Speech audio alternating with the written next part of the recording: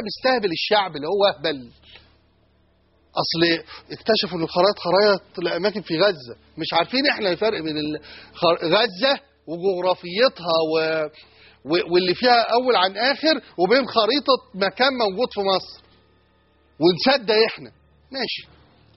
فلما الشعب المصري بقى يلاقي ايه؟ يلاقي خالد مشعل جاي رئيس المكتب السياسي لحماس، اللي هو عضو الاخوان المسلمين، اللي هو عضو التنظيم الدولي للاخوان المسلمين، وبيرايح يقابل مرشد الاخوان. طبعا الناس قال لك الاخوان قالوا لك، وقال له ان لا يمكن انه حماس تعمل حاجه ضد مصر ومش عارف ايه. هل انت تعتقد انه الاجدى والاقدر بخالد مشعل انه يخاطب رئيسه مرشده؟ يا سلام. مين قال لك ان القعده بتاعت امبارح دي ولا اول امبارح لم يكن الغرض منها هي ماذا سنفعل اذا ثبت ان 1 2 3 4؟ كيف سنتدبر الامر لو ثبت ان 1 2 3 4؟ ما احتمال. انما هي محتاجه انه خالد مشعل يروح المقطم ويقول له حماس لن تفعل شيء في مصر؟ ده اسمه كلام؟ ثم يروح لمرشده لرئيسه اللي بيديله التمام. ما هي حماس لو بتعمل حاجه في مصر هتبقى امر مرشد الاخوان.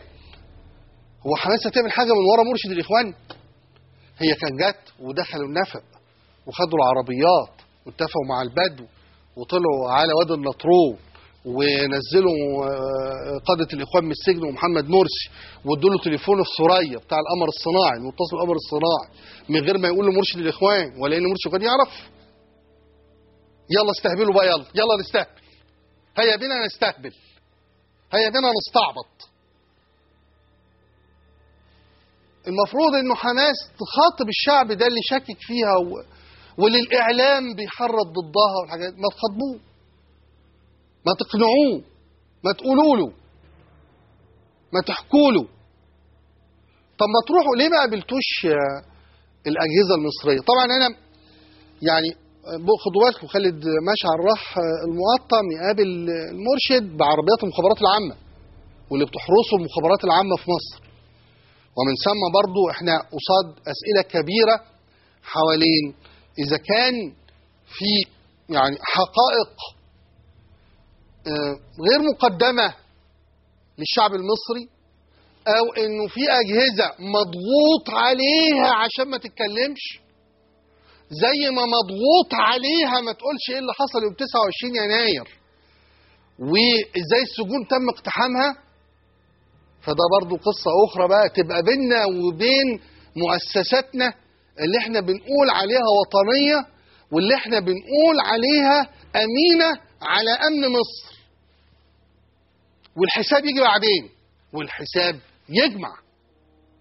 إنما ما يحدث الآن بصريح العبارة هو خيانة للجيش المصري وخيانة لمصر. وبقينا عارفين جغرافيا الخيانة دي جاية منين، والجيش المصري بقى عارف الخيانة دي جاية منين، لدرجة انه بغير لبسه عشان الخونة. وده يربط لما كان طول الوقت بنتكلم او الشعب يعني في بورسعيد او في اماكن كتيرة من اللي حصل فيها اطلاق رصاص يقول لك انه في ناس بزي الشرطة او بزي الجيش ضربت. ساعتها نبدأ نستوعب ان الكلام ده ما كانش خيال متخيل ولا صورة متوهمة ولا أشباح مصطنعة ولا شهادة غير دقيقة ولا شهود متوترين قلقين مضبب النظر والبصيرة. لا، ده طلع لها جذور جذور جذور من حقيقة. أنا بقول لكم ده أعتقد المرة الأولى في تاريخ المصريين اللي يشوفوا وهم قاعدين يتفرجوا على التلفزيون بيسمعوا عن خيانة جيشهم، كيف تتم خيانة للجيش المصري من قبل أطراف جغرافية عارفين منين، على الأقل جغرافية جايين من الحتة دي. الحتة دي مسؤولية دول يقولوا بقى، دول يقولوا ويدافعوا عن نفسهم، دول يتكلموا ويقولوا للشعب المصري، دول يقفوا ويكلموا ويفاوضوا الجيش المصري أو الأجهزة المصرية ويدافعوا عن نفسهم، بما فيها اللي أطلقوا الرصاص على عساكر وجنود وضباط الجيش وهم بيهدموا الأنفاق. الصورة دي بقى اللي احنا شايفينها من هناك على أطراف سيناء تكملها صورة تانية في المحلة في الغربية، في قرية اسمها محلة زياد. ايه اللي حصل في محلة زياد؟ اللي حصل في محلة زياد انها كشفت مصر الآن. محلة زياد عرت حكم محمد مرسي، وعرت حكومة محمد مرسي، وصارت أمامنا الآن تلك الحكومة مكشوفة السوءة بلا ورق التوت.